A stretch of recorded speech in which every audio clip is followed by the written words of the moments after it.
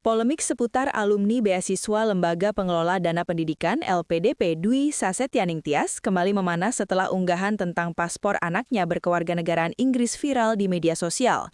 Gelombang kritik bermunculan.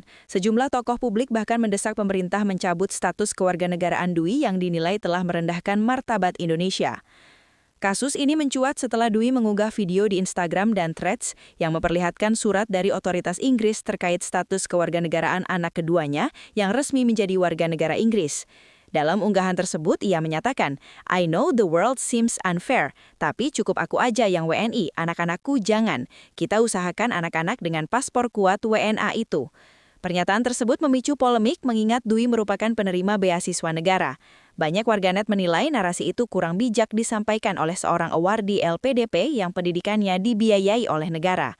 Di sisi lain, Kementerian Hukum menegaskan bahwa anak dari alumni beasiswa Lembaga Pengelola Dana Pendidikan LPDP Dwi Sasetyaning Tias berinisial DS yang sempat menjadi sorotan publik karena pernyataan kontroversial mengenai kewarganegaraan, hingga kini masih berstatus sebagai warga negara Indonesia atau WNI. Penegasan tersebut disampaikan Direktur Jenderal Administrasi Hukum Umum atau AHU Kementerian Hukum, Widodo, dalam konferensi pers di kantor Kementerian Hukum Jakarta Selatan, Kamis 26 bulan 2 2026. Klarifikasi ini muncul setelah pernyataan DS di media sosial menuai kritik luas, terutama setelah ia menyebut cukup saya yang WNI, anak jangan, sembari memperlihatkan dokumen yang diklaim sebagai bukti kewarganegaraan Inggris milik anaknya. Widodo menjelaskan, status kewarganegaraan anak tidak dapat ditentukan semata-mata berdasarkan tempat kelahiran. Inggris menurut dia bukan negara yang menganut asas ius soli atau kewarganegaraan otomatis berdasarkan lokasi lahir. Menjadi pertanyaan apakah anaknya memang lahir di Inggris sementara Inggris termasuk negara yang tidak menganut ius soli.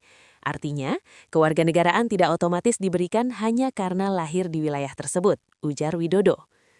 Ia menegaskan bahwa hingga saat ini, DS, suaminya, serta anak mereka masih tercatat sebagai WNI berdasarkan ketentuan hukum Indonesia dan prinsip kewarganegaraan yang berlaku. Penentuan status anak, kata dia, tetap merujuk pada garis keturunan orang tua, bukan sekedar lokasi kelahiran. Lebih jauh, Widodo menilai terdapat potensi pelanggaran terhadap hak perlindungan anak apabila orang tua secara sepihak mengklaim atau mengupayakan perubahan kewarganegaraan anak yang masih di bawah umur tanpa dasar hukum yang sah. Menurutnya, anak yang belum dewasa memiliki perlindungan hukum khusus terkait identitas dan status kewarganegaraan. Anaknya masih relatif kecil, belum dewasa. Dari garis keturunan kelahiran dan orang tuanya, jelas masih berstatus warga negara Indonesia. Namun diinformasikan seolah-olah menjadi warga negara asing. Ini tentu dapat dikategorikan melanggar hak perlindungan anak, kata dia. Polemik ini juga membuka kembali diskusi publik mengenai pemahaman masyarakat terhadap sistem kewarganegaraan di berbagai negara.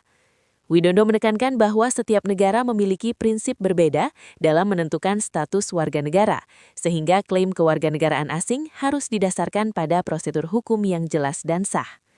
Meski demikian, Kementerian Hukum tidak menutup kemungkinan seorang anak memperoleh dokumen perjalanan dari negara lain melalui mekanisme tertentu, misalnya skema permanen residen.